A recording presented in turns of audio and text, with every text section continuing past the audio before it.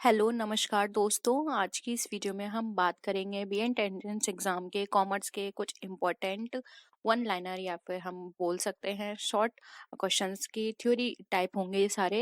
इनको हम डिस्कस करेंगे और जानेंगे कि ऐसे कौन कौन से थ्योरीज आपके एग्जाम के पॉइंट ऑफ व्यू से इम्पोर्टेंट हैं, जिससे बहुत सारे क्वेश्चंस आपके एग्जाम में पूछे जाते हैं। आज मैं थोड़ा धीरे बोलूंगी तो आप लोग अपने वॉल्यूम बढ़ा लीजिए, क्योंकि मेरे गले में प्रॉब्लम है तो मैं ज़्यादा तेज नहीं बोल पाऊंगी।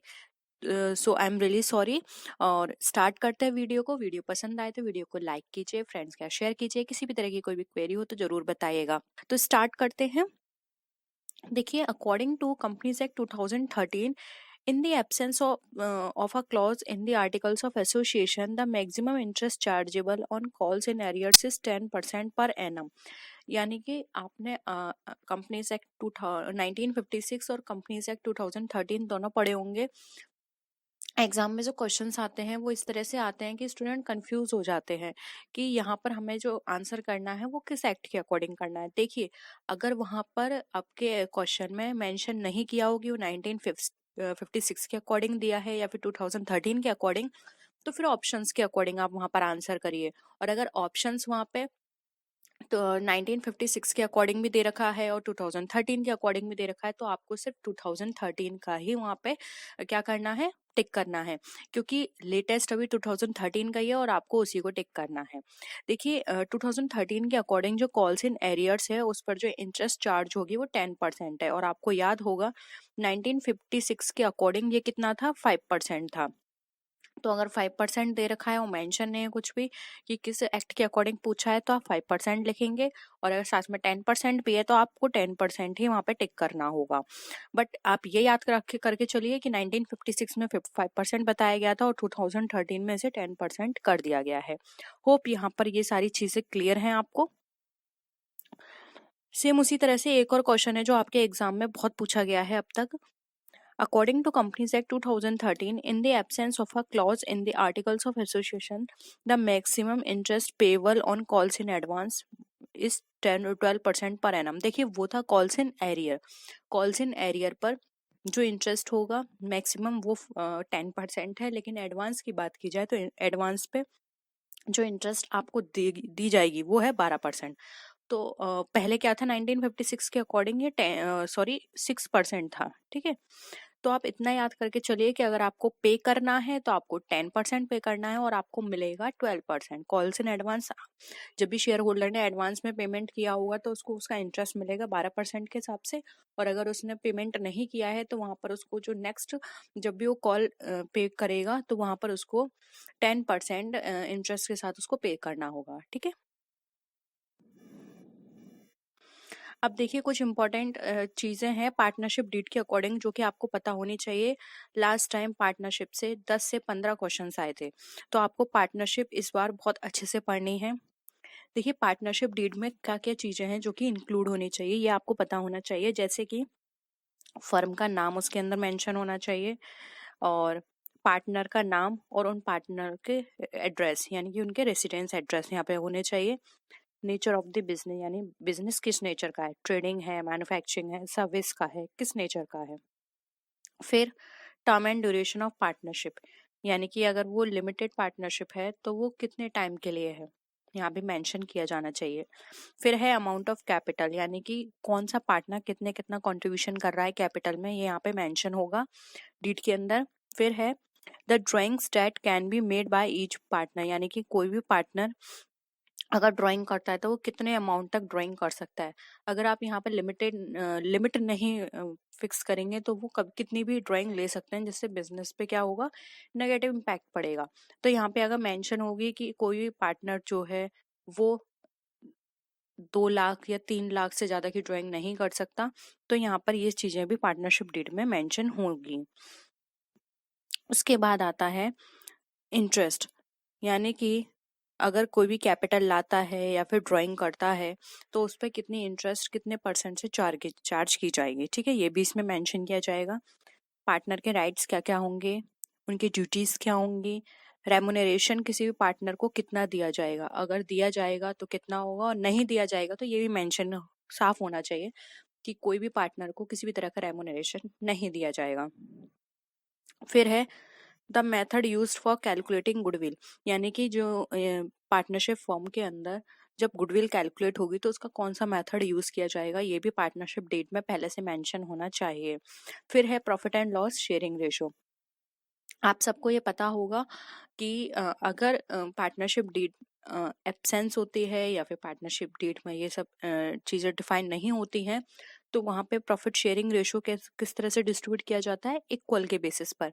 लेकिन अगर आप इक्वली डिस्ट्रीब्यूट नहीं कर सकते हैं, नहीं करना चाहते हैं, तो यहाँ पे मेंशन करना होगा आपको कि आपको 2:3 करना है, 1:4 करना है, या फिर 2:1 करना है, कितने परसेंट रेशो आपको रखना है प्रॉफिट शेयर जो लॉस है हमारा उसको शेयर करने के लिए। तो ये सारी चीज़ें यहाँ पे मेंशन की जाएंगी।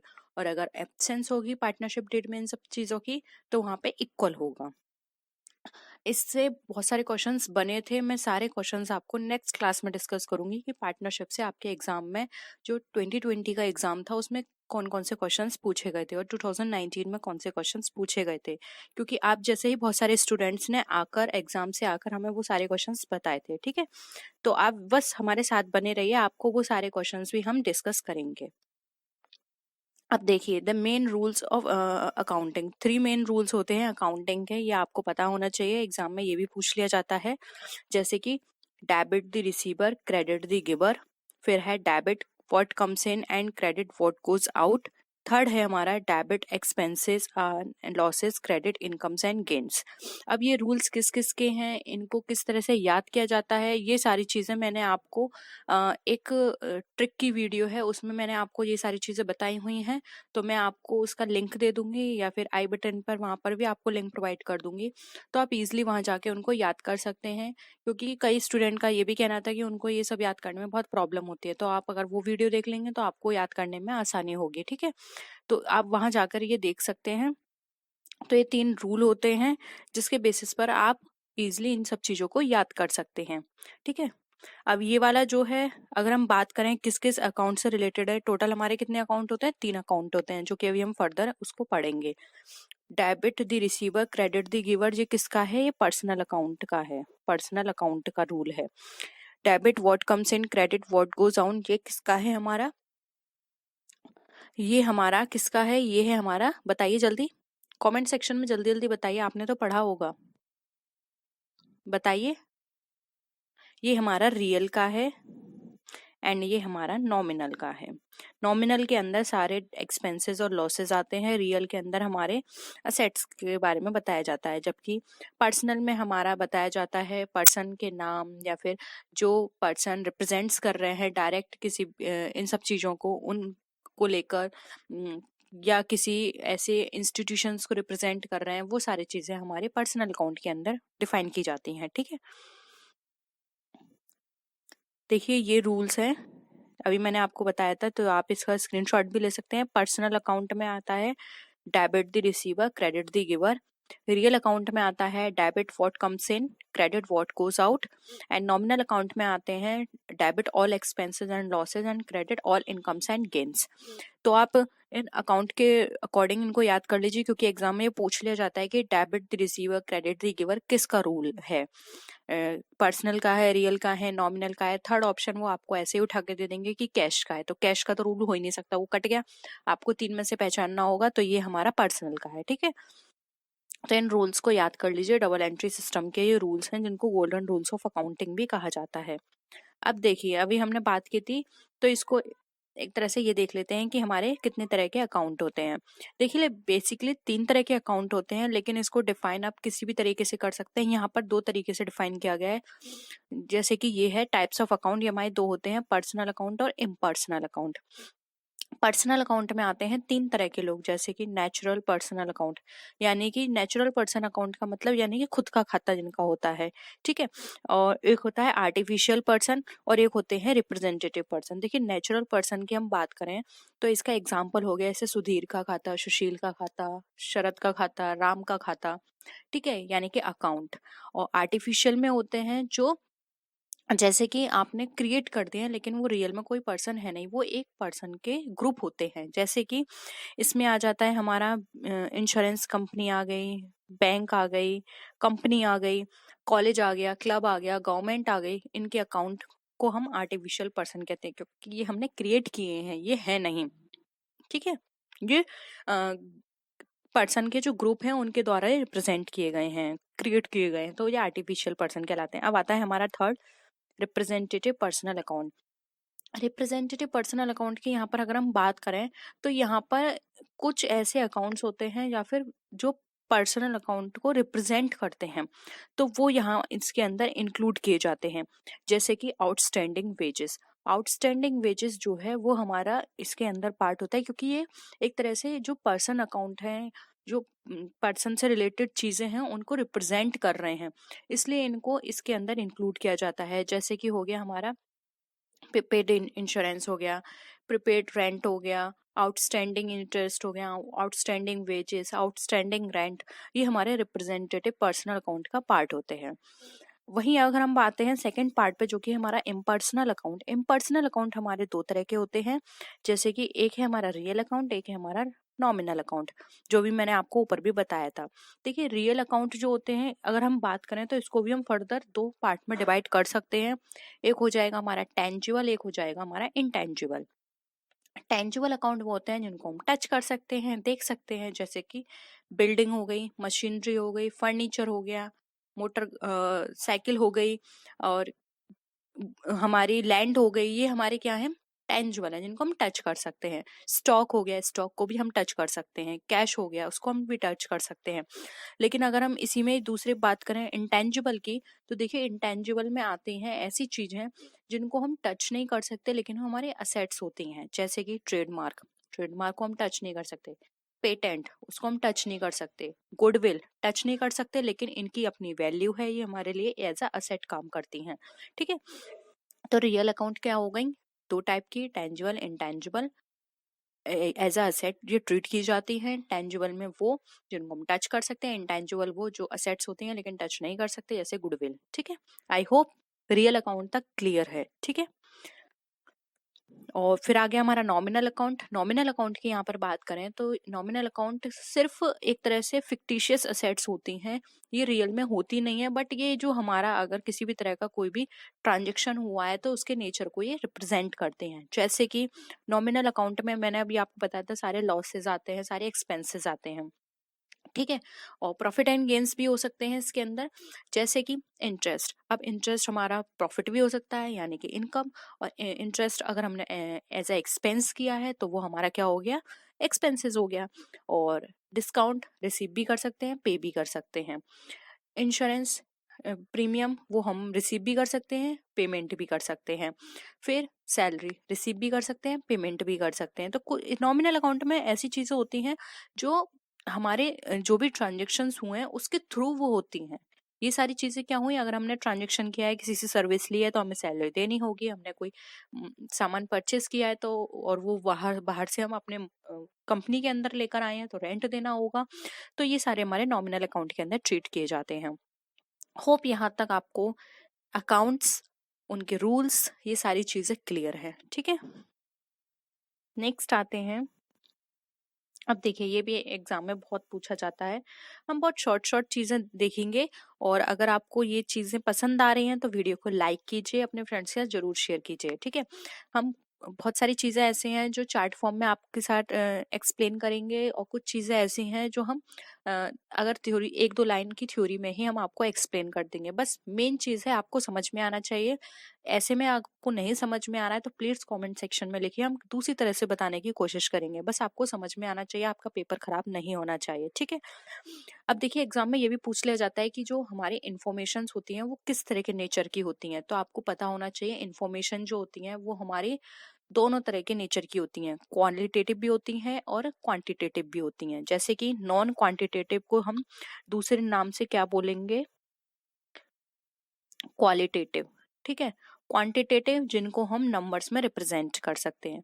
क्वालिटेटिव का मतलब, फॉर एग्जाम्पल मैंने कहा ये प्रोडक्ट बहुत अच्छा है। अब बहुत अच्छा है को आप इसको रिप्रेजेंट कैसे करोगे, ठीक है, नंबर्स में, कि ये 5 अच्छा है, 6 अच्छा है, ऐसे तो मैं नहीं कह रही, मैं कह रही हूँ बहुत अच्छा है। तो आप बहुत अच्छा है को आप जो क्वालिटेटिव नेचर के जो प्रोडक्ट होते हैं या फिर कोई भी चीज़ें होती हैं उसको हम स्केल में डिफाइन करते हैं। आपने देखा होगा 5 स्केल, 7 रेटेड स्केल, उसके अंदर क्या करते हैं हम? एवरेज, अच्छा, बहुत अच्छा, फिर आता है एवरेज, कम अच्छा, बहुत बेकार। इस तरह से आप उसको स्केल करते हैं। तो इसमें इंफॉर्मेशन हमारी क्वालिटेटिव भी हो सकती है। क्वांटिटेटिव में मैंने ये कह दिया कि ये इस प्रोडक्ट से मुझे सेटिस्फेक्शन मिला 10% का, या फिर मैंने बोल दिया आपको किसी प्रोडक्ट को लेके कि इसका प्राइस 10 रुपए है और इसका प्राइस 15 रुपए है, तो आपने इजिली नंबर से पता कर लिया कि ये सस्ता है 10 रुपए का, ये 15 का, ये महंगा है। ठीक है, तो क्वालिटेटिव नंबर्स में डिफाइन होंगे, क्वांटिटेटिव हमारी जो होते हैं वो हमारे क्वालिटेटिव नेचर के होते हैं, यानी कि उनको हम नंबर में डिफाइन नहीं कर सकते। अब देखिए, आप सबको ये पता होगा अकाउंटिंग के अंदर सिर्फ उन्हीं ट्रांजैक्शंस का रिकॉर्ड होता है जो कि नंबर्स में ट्रीट किए जाते हैं, इसलिए नॉन क्वांटिटेटिव को हम यहाँ पर ट्रीट नहीं करते, इनको हम फर्दर क्या करेंगे? डिफाइन करेंगे दूसरे सब नंबर्स में हम इसको कन्वर्ट करके। अब क्वालिटेटिव में भी दो चीजें आती हैं। क्वांटिटेटिव में देखो, एक होता है हमारा अकाउंटिंग, एक होता है नॉन अकाउंटिंग। देखिए, जरूरी नहीं है कि जो इन्फॉर्मेशन हमने ली है वो सभी हमारे लिए हेल्पफुल हों, वो सभी हमारे अकाउंटिंग में हेल्प करें। तो उसमें कुछ होती है हमारी नॉन अकाउंटिंग, कुछ होती है अकाउंटिंग। अब देख लेते हैं अकाउंटिंग में भी क्या क्या होती हैं। देखिए, इस चार्ट को बहुत ध्यान से पढ़िएगा, क्योंकि इसमें अब मैं आपको एक तरह से वो सारी चीजें यहाँ पर बता रही हूँ जो कि आपके क्वेश्चन में बहुत घुमा घुमा के पूछी जाएंगे, तो वहां पर आपको पता होना चाहिए। देखिए, इसी से ही एक क्वेश्चन यहाँ पर बन जाएगा कि अकाउंटिंग की कितनी ब्रांचेस होती हैं। तो देखिए, ये सारी अकाउंटिंग की एक तरह से ब्रांचेस हैं, जैसे कि financial accounting, cost accounting, management accounting, operating information, ये इसकी ब्रांच है। ठीक है, तो इस तरह से भी पूछ लिया जाता है। इनके मीनिंग भी आपको पता होने चाहिए। जैसे कि अकाउंटिंग है, अकाउंटिंग की फर्स्ट ब्रांच आती है हमारी फाइनेंशियल अकाउंटिंग। अब फाइनेंशियल अकाउंटिंग क्या होती है? जो भी हमारे फाइनेंशियल ट्रांजेक्शन्स होते हैं उनको रिकॉर्ड करना, उनको क्लासिफाई करना, समराइज करना, इंटरप्रेट करना और फिर उसका रिजल्ट निकालना, ये हमारा अकाउंटिंग वो फाइनेंशियल अकाउंटिंग कहलाता है। इससे हमारी फाइनेंशियल पोजीशन पता चलती है। वहीं अगर हम सेकंड पे बात करें तो सेकंड होता है हमारा कॉस्ट अकाउंटिंग। अब देखिए, कॉस्ट अकाउंटिंग वो अकाउंटिंग है जो कि हमारी हेल्प करती है किसी प्रोडक्ट की कॉस्ट को फाइंड आउट करने में, उसकी कॉस्ट को कंट्रोल करने में, उसकी कॉस्ट को फाइंड करने में कि इस प्रोडक्ट में कितनी कॉस्ट लगी, कितनी लगनी चाहिए, या फिर जो हमने सेट डिसाइड किए हैं, जो स्टैंडर्ड कॉस्टिंग बनाई है उसके अकॉर्डिंग कंट्रोल करना। तो ये कॉस्ट अकाउंटिंग का पार्ट होता है। फिर आता है मैनेजमेंट अकाउंटिंग। मैनेजमेंट अकाउंटिंग के अंदर हमारी कंपनी में जो भी काम हो रहा है वो किस तरह से मैनेज किया जा रहा है, किस तरह से मैनेज करना है, किस तरह से हमें अपने मैनेजमेंट से वो काम करवाना है, ये सारी चीजों का रिकॉर्ड रखना मैनेजमेंट अकाउंटिंग कहलाता है। फिर आता है हमारा ऑपरेटिंग इंफॉर्मेशन। ऑपरेटिंग इंफॉर्मेशन का मतलब यहाँ पर ये है कि जो भी हम ऑपरेशन करवा रहे हैं वो कंपनी में किस किस टाइम पर हो रहा है, किस तरह से हो रहा है, कितने लेवल पर हो रहा है, क्या उसका आउटपुट निकल कर आ रहा है, इन सब की इंफॉर्मेशन रखना, रिकॉर्डिंग करना, वो हमारा ऑपरेटिंग इंफॉर्मेशन का पार्ट है। ठीक है, तो यहाँ पर आपको इनका मीनिंग क्लियर है, आपको पता पड़ गया कि आपके कंपनी के अंदर या फिर आपकी पूरी अकाउंटिंग प्रोसेस में कितनी तरह की अदर अकाउंटिंग होती हैं जो कि आपको पूरी हेल्प करती हैं कंपनी को रन करने में। ठीक है, अब देखिए, एक और चीज़ है यहाँ पर मैं आपको बहुत शॉर्ट में बता दूंगी। वैसे ये मैं आपको, अगर आप थ्योरी भी पढ़ना चाहेंगे तो हम इस पे थ्योरी भी कर चुके हैं। अ, आपको एक और चीज़ बता दूं, यहाँ पे स्टूडेंट कई बार ऐसे बोलते हैं कि ये टॉपिक कराइए, ये टॉपिक कराइए। तो देखिए, आप किसी भी एग्जाम की तैयारी कर रहे हो, कॉमर्स से रिलेटेड, जैसे कि यूपी पीजीटी, टीजीटी, कॉमर्स से रिलेटेड नेट एग्जाम की तैयारी कर रहे हैं, एम कॉम की तैयारी कर रहे हैं, बी कॉम की तैयारी कर रहे हैं, बीएड की तैयारी कर रहे हैं, देखिए सबके लिए ये इम्पोर्टेंट है। ये कंटेंट आपके हर एग्जाम में पूछा जाता है। आप यूपी पीजीटी टीजीटी का सिलेबस उठा के देख लीजिए, बीएड का सिलेबस देख लीजिए, नेट का देख लीजिए, सब में यही चीज पूछी जाती है। बट नेट में थोड़ा डिफरेंस ये होता है कि यहाँ पर थोड़ा लेवल कम होता है नेट में, और हाई लेवल पूछा जाता है, लेकिन चलती सारी प्रोसेसिंग यहीं से है। आपको ये सारी चीजें क्लियर होंगी तो आप हाई वर्जन भी इजिली सीख लोगे। तो आप कोई भी वीडियो कॉमर्स से रिलेटेड आप कुछ भी मिले आप सब देखा करिए, सारे प्रैक्टिस करा करिए, क्योंकि अकाउंटिंग ऐसा नहीं है कि आपने सिर्फ यहाँ आपका सिलेबस इतना था, आपने सिर्फ पर्टिकुलर उसकी वीडियो देखी, हो गया काम। नहीं, सारी अकाउंटिंग, सारी कॉमर्स एक दूसरे से लिंक है। कहीं से भी आप कुछ भी पढ़ेंगे, आपको वहां पे बेनिफिट मिलेगा। ठीक है, तो कुछ भी पढ़िए, कहीं से भी कोई भी वीडियो देखिए, बस आपके कॉमर्स से रिलेटेड होनी चाहिए, आपको हेल्प जरूर मिलेगी। ठीक है, अब बात करते हैं फंक्शंस ऑफ अकाउंटिंग की। तो देखिए, फंक्शंस ऑफ अकाउंटिंग बहुत इंपॉर्टेंट है आपके एग्जाम के पॉइंट ऑफ व्यू से और अदर एग्जाम के पॉइंट ऑफ व्यू से, क्योंकि जब तक आपका बेसिक क्लियर नहीं होगा, आप आगे कुछ भी अच्छे से लर्न नहीं कर सकते हैं। तो अकाउंटिंग के फंक्शन की बात करें तो सबसे पहला फंक्शन होता है आइडेंटिफाई। आइडेंटिफाई करना कि कौन कौन से ट्रांजेक्शन्स हैं। अभी मैंने आपको ऊपर बताया, आइडेंटिफाई करोगे आप कि कौन सा ट्रांजेक्शन हमारा क्वालिटेटिव नेचर का है और कौन सा हमारा क्वांटिटेटिव नेचर का है। ठीक है, जो आपके रिसर्च, आपके बिजनेस के पॉइंट ऑफ व्यू से इम्पोर्टेंट है, आप सिर्फ उस डेटा को लोगे, बाकी डेटा को आप छोड़ दोगे, क्योंकि जरूरी नहीं है आपके काम के लिए या आपके रिसर्च के लिए सारा डेटा हेल्पफुल हो। ठीक है, सिर्फ आपको कौन सा डेटा लेना है, मॉनेटरी एस्पेक्ट का डेटा। फिर आते हैं सेकंड स्टेज, जो कि हमारी रिकॉर्डिंग। अब आपने सारे मॉनेटरी एस्पेक्ट के डेटा ले लिए, अब उसको रिकॉर्ड करना सीरियल वाइज। रिकॉर्डिंग आप कैसे करोगे? जर्नल में रिकॉर्ड करोगे, बुक कीपिंग में रिकॉर्ड करोगे। ठीक है, रिकॉर्डिंग के बाद अगर हम थर्ड स्टेज पे जाएं तो फिर आता है क्लासीफाइंग। आप सबको पता होगा क्लासीफाइंग के थ्रू हम क्या करते हैं। क्लासीफाई में जो भी हमारी रिलेटेड बुक्स होती हैं, उनमें हम उसको पोस्ट करते हैं, जैसे कि cash book, sales book, purchase book, जिसको हम लेजर भी बोलते हैं। ठीक है, डिफरेंट बुक्स में हमने उसको फर्दर क्लासीफाई कर दिया। फिर आता है समराइजिंग। अब इसको करने के बाद हमने क्या किया, समराइज की, यानी कि सारी इंफॉर्मेशंस को हमने समराइज करके एक तरफ इकट्ठा कर लिया।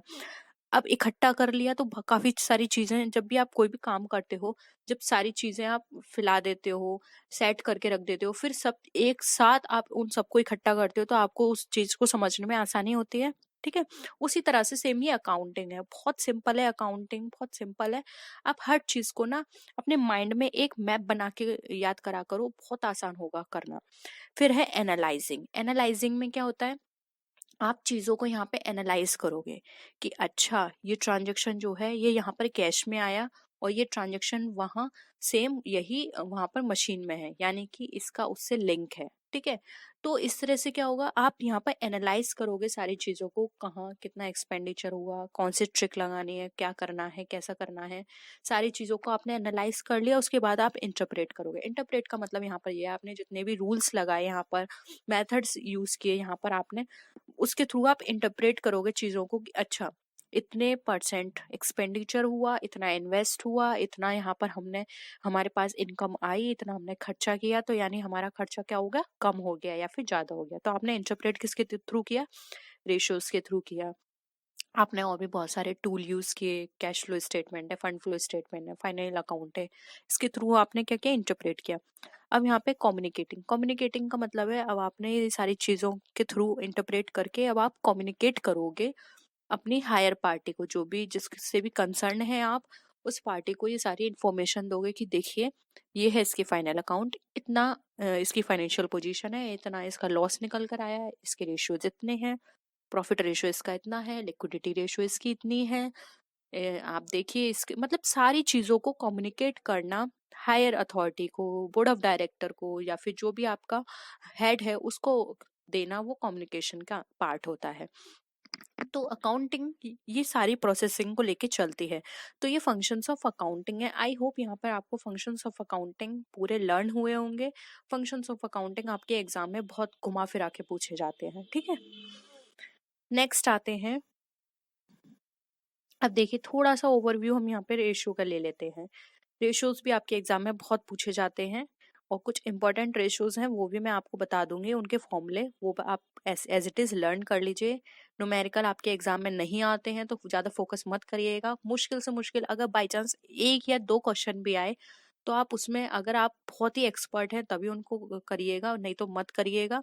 और वो भी ऐसे आते हैं कि आपको कोई ट्रेडिंग अकाउंट दे दिया, ये दे दिया, वो दे दिया, उसमें से आपको प्रॉफिट रेशो निकालो, ये निकालो, वो निकालो। तो इस तरह से आएंगे तो आप बहुत ज्यादा टाइम वेस्ट होगा। तो सबसे ज्यादा फोकस करिए थ्योरी पर। थ्योरी आपकी अच्छी होगी तो आप न्यूमेरिकल भी कर लेंगे। हम एक वीडियो न्यूमेरिकल पर भी कर लेंगे। ठीक है, रेशियो एनालिसिस की बात करें तो देखिए रेशियो के अंदर टोटल 4 होते हैं रेशियोज हमारे। Liquidity ratio, solvency ratio, activity ratio और प्रॉफिटेबिलिटी रेशियो। इनको लर्न कर लीजिए, मीनिंग भी इनका पूछा जा सकता है।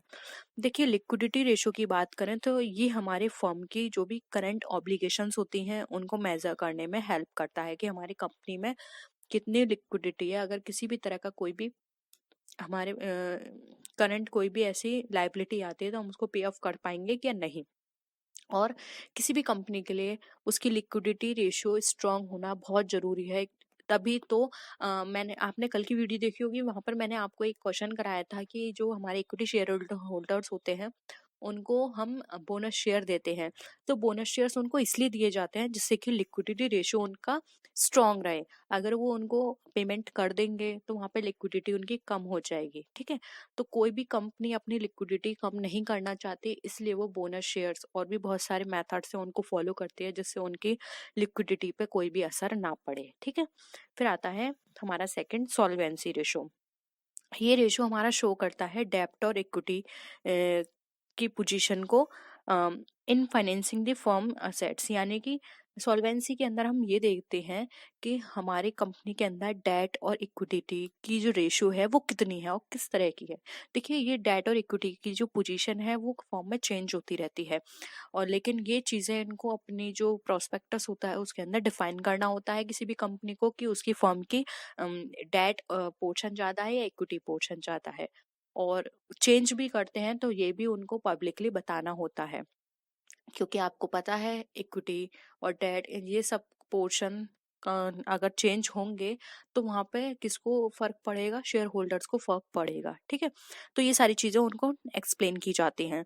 फिर आता है हमारा एक्टिविटी रेशो। एक्टिविटी रेशो की बात करें तो ये यहाँ पर कंपनी की जो भी असेट्स होती हैं उनके यूटिलाइजेशन के बारे में बताता है। देखिए किसी भी कंपनी में ज्यादा एक्टिविटी होगी यानी कि उस कंपनी के असेट्स ज्यादा यूज हो रही हैं, उनकी इफिशियंसी ज्यादा है। लेकिन अगर किसी कंपनी में एक्टिविटी ही नहीं है, प्रोडक्शन बहुत कम होता है या फिर कभी कभी होता है, तो वहां पे यानी कि कंपनी की एफिशिएंसी नहीं है, उनके एसेट्स यूज ही नहीं होते। तो ये सारी चीजें भी बहुत मैटर करती हैं। ठीक है, फिर आता है लास्ट हमारा प्रॉफिटेबिलिटी रेशो। प्रॉफिटेबिलिटी रेशो की यहाँ पे बात करें तो ये रेशो हमारे मेजर करते हैं ओवरऑल परफॉर्मेंस को और इफेक्टिवनेस ऑफ द फर्म को। देखिए प्रॉफिटेबिलिटी का मतलब यहाँ पर ये है किसी भी फर्म की का प्रॉफिटेबिलिटी रेशो अगर इंक्रीज हो रहा है यानी कि प्रॉफिट बढ़ रहा है, प्रॉफिट बढ़ रहा है यानी कि सारी चीजें उसकी अच्छी चल रही हैं, वर्कर्स अच्छे से काम कर रहे हैं, कंट्रोलिंग पावर अच्छी है, सारी चीजें स्मूथ वे में चल रही हैं। ठीक है, तो होप यहाँ पर आपको ये सारे रेशियोज भी क्लियर हैं। ठीक है, आज के लिए इतना ही। आई होप यहाँ पर आपको सारी चीजें क्लियर हुई होंगी। ठीक है, और कोई भी आपको क्वेरी लगती है कमेंट सेक्शन में लिख सकते हैं। ये पीडीएफ अब पूरी कंप्लीट हो चुकी है, हमने डिस्कस कर लिया है, तो इसका पीडीएफ मैं आज ये आपको टेलीग्राम ग्रुप पे दे दूंगी। 2 टेलीग्राम ग्रुप है हमारे, माई कॉमर्स इन्फो के नाम से और माई कॉमर्स इन्फो डिस्कशन के नाम से। दोनों ज्वाइन कर लीजिए, कोई भी क्वेरी हो वहां भी पूछ सकते हैं, कमेंट सेक्शन में यहाँ भी लिख सकते हैं।